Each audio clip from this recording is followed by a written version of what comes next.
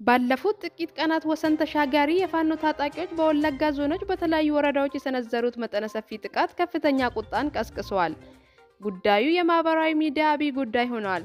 የተለያዩ አስተያየት ሰጪዎች እየተፈጠረ ላለው ውድመት የሀገሪቱ መንግስት ተጠያቂ አድርጓል። ወሰን ተሻጋሪ የአማራ ክልል ታጣቂዎች በተለያዩ አካባቢዎች በአደባባይ ሲመለምሉ ቆይተዋል። በመላ ኢትዮጵያ ብሎም ኦሮሚያ እነዚህ ኃይሎች ተልዕኮ እየሰጡ እና አባላትን እየመለመሉ እንደሚገኙ ሲዘገብ ቆይተዋል። በአደባባይም ይሄ ቡድን በተለያዩ አካባቢዎች መሰልጠኛ አደራጅቶ ሲሰለጥን ከርሟል። ላለፉት 3 ዓመታት በኦሮሚያ፣ በቤኒሻንጉል ጉሙዝ፣ መተከልና ትግራይ ንጹሃንን በጅምላ ገለዋል፣ ንብረት ዘርፈዋል፣ አውድመዋል። በኦሮሚያ ላለፉት 2 ዓመት የቀጠለ ጦርነት አሁን ላይ አይሏል። ባለፉት ጥቂት ቀናት በምዕራብ ኦሮሚያ በሆሮ ጉድሩ ወለጋና በምስራቅ ወለጋ ዞኖች የፋኖ ታጣቂዎች ወሰን ተሻግሮ እየፈጸሙ ያሉት ጥቃት ወደ ሌላ ደረጃ ተሸጋግሯል። የኦሮሞ ተወላጅ ንጹሃንና ንብረታቸውን ኢላማ ያደረገው ይህ ጥቃት ከኪራሙ ወረዳ ሙሉ በሙሉ ህዝቡን አፈናቅሏል። በሃንገር ጉቴ ወረዳ ንጹሃንን ጨፍጭፈዋል። ሌሎች ወረዳዎቹም በሰፊ የጥቃት ሰለባ ሆነዋል። የወለጋ ዩኒቨርሲቲ ፕሬዝዳንት ዶክተር ሐሰን ዩሱፍ በማህበራዊ ሚዲያ ገጻቸው ባካፈሉት ጽሁፍ እነዚህ ወሰን ተሻጋሪ ኃይሎች በሰነዘሩት ጥቃት የግል ዘመዶቼ 8 ሰዎች ጭካኔ በተሞላበት ሁኔታ ቤት ተሰብሮባቸው የባለቤትን ወንድም ጨምሮ ሁሉንም ገለዋቸዋል ብለዋል። በአንገር ጉቴ ወረዳና አካባቢ የተገደሉ ሰዎች ቁጥር ከ450 በላይ መሆናቸውን መረጃዎቹ ይጠቁማሉ። ይህንን አስደንጋጭ ግድያ በአደባባይ የፈጸመው ቢሆንም የእነዚህ ሰዎች እውነት ለመደበቅ በሚዲያ የተከፈተው ዘመቻ ተጠናክሮ ቀጥለዋል። ዶክተር ሐሰን በአንደኛው ወገን ብቻ የሚነገረውን የታሪክ ገጽታ ብቻ ከሆነ የሚሰማውና የሚደጋገመው የሰው አይምሮ በቀላሉ እዚያ ሐሳብ ይገዛል የሚለውን የቀድሞ የአሜሪካን ፕሬዝዳንት ጆርጅ ዋሽንግተን አባባል በማህበራዊ ሚዲያ ላይ ጽፈዋል። በአካባቢው ያለውን ሀቅ ለመደበቅ የሚደረገው እውነታዎችን ተችተዋል። የቀድሞ የመንግስት ባለስልጣን ዶክተር ሚልኬሳ ሚዳጋ ለዚህ ሁሉ ተጠያቂ አብይ አህመድ መሆኑን ይናገራሉ። ዶክተር ሚልኬሳ የኦሮሚያ ክልል ለማፍረስ የፌደራል ስርዓት ለማጥፋት ኦሮሚያን በክላስተር ለማበታተን እየተደረገው ያለው ጦርነት መሆኑን ጠቅሶ ይህ ሁሉ የዜጎች እልቂት የዚህ ፕሮጀክት ማስፈጸሚያ መሆኑን ገልጸዋል። የሀገሪቱ ሚዲያዎች የኦሮሞን ነፍስ እንደ ነፍስ አይመለከቱትም ሲሉም ወቅሰዋል። ጋዜጠኛ አብዲ ፊጤ በበኩሉ በማህበራዊ ሚዲያ ባካፈለው ጽሁፍ ይህ በወለጋ የጀመረው ጥቃት በወለጋ ብቻ የሚቆም አለመሆኑን ጠቅሶ በዚህ ሁኔታ የፖለቲካ ትርፍ ለማግኘት ዝምታን የመረጠው አመራር ዋጋ ይከፍላል ብለዋል። የቀድሞ የተባበሩት መንግስታት ኦፊሰር የሰብአዊ መብት ተሟጋችና ጋዜጠኛ ዊሊያም ሪዮን በፋኖ ታጣቂዎች ከ450 ንጹሃን መገደላቸውን ጠቁሞ ይገርማል፣ አብይ አህመድ የራሱን ህዝብ በመግደል ይደሰታል የሚል ጽሑፍ አጋርተዋል።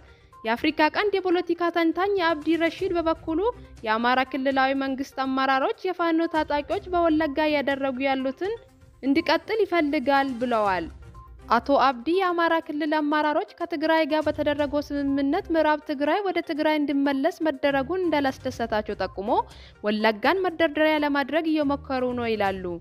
የኦሮሞ ፌዴራሊስት ኮንግሬስ ምክትል ሊቀመንበር እና የፓርቲ የውጭ ጉዳይ ኃላፊ ጀዋር መሐመድ ሁኔታውን በፍጥነት ከቁጥጥር ውጪ እየወጣ መሆኑን ጠቁሞ መንግስት ምንም እንዳልተፈጠረ ማስመሰል ማቆም አለበት ብለዋል።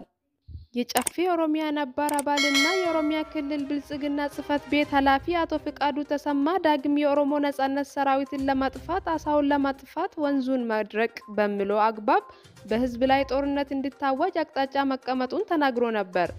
የኦሮሚያ ክልል ፕሬዝዳንት አቶ ሽመልስ አብዲሳና የአማራ ክልል ፕሬዝዳንት አቶ ይልቃል ክፍሌ በኦሮሚያ ውስጥ የኦሮሞ ነጻነትን ለማጥፋት መስማማታቸውንና በጋራ በኦሮሚያ ጦርነት እንደሚሳተፉ በጋራ መግለጫ ነው የተናገሩት።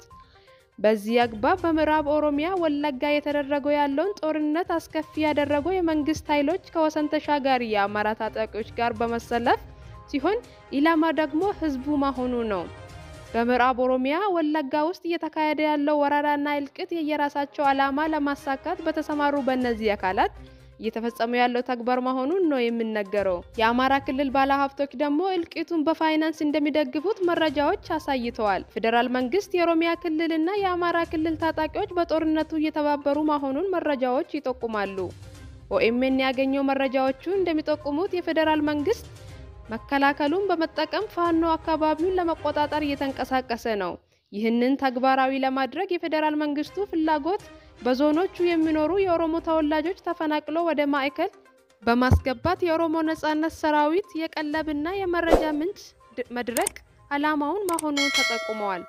የመፈናቀሉ ተግባር ቀጥታ በራሱ ከመከናወን ፍላጎት ያላቸው የአማራ ፋኖ ታጣቂዎች በማስገባትና ሽፋን በመስጠት በንጹሃን ኦሮሞ ላይ እርምጃ እንዲወስዱ በማድረግ ህዝቡ ተፈናቅሎ ወደ መሃል እንዲሰበሰብ በማድረግ ላይ ይገኛሉ ተብለዋል። ታጣቂዎቹ ደግሞ አጋጣሚውን በመጠቀም ከአካባቢው ኦሮሞን የመፈናቀልና ቦታውን የመያዝ ተግባር በመከወን ላይ ይገኛሉ ይላሉ ጉዳዩን በቅርበት የሚያውቁት አካላት። ይህንን ለመከላከል የሞከሩ የኦሮሞ ልዩ ኃይል አባላት በመከላከያ ተኩስ እንደተከፈተባቸው መረጃዎች ጠቁመዋል። በአካባቢው ሰዎች ሊፈጸሙ የማይገባቸው ዘግናኝና እጅግ አሰቃቂ ተግባር በኦሮሞ ህዝብ ላይ ተፈጽመዋል። ሰዎቹ በህይወት እያሉ ከቤተሰቦቻቸው ጋር ተቃጥሎ በሆሮ ጉዱሩ ወለጋ እንደ አሊቦ ያሉ ከተሞች ሙሉ በሙሉ በእሳት ወድመዋል። ሰሞኑን ደግሞ በምስራቅ ወለጋ አንገርጉቴ ከተማ ንጹሃን በጅምላ ተገለዋል። ለረጅም ጊዜ መረጃዎችን ለመስጠት ሲያንገራግሩ የነበሩ የመንግስት አካላት ሰሞኑን እየተፈጸመ ያለውን ወንጀል አሰቃቂ መሆኑን ገልጸዋል። ከቀናት በፊት የግዳ አያና ኮሚኒኬሽን የክራሙ ወረዳ ነዋሪዎች ሙሉ በሙሉ መፈናቀላቸውን ይፋ አድርጓል። የዚህ ጦርነት ደጋፊ ሚዲያዎች፣ ዩቲዩበሮችና ብሎገሮች ይህንን ለማሳካት የተሰጣቸውን አቅጣጫ ተከትሎ እየተጨፈጨፈ ያለውን ህዝብ ሀቅ መደበቅን መርጠዋል። ጅራፍ ራሱ ገርፎ የጨዋል መንገድ ተከትለው የኦሮሞን ህዝብ ጩኸት ለመቀማት በተደራጀ መልኩ ዘመቻ ከፍተዋል። የአማራ መንግስት ልሳን የሆኑ የዘመቻው አካል ሆነዋል።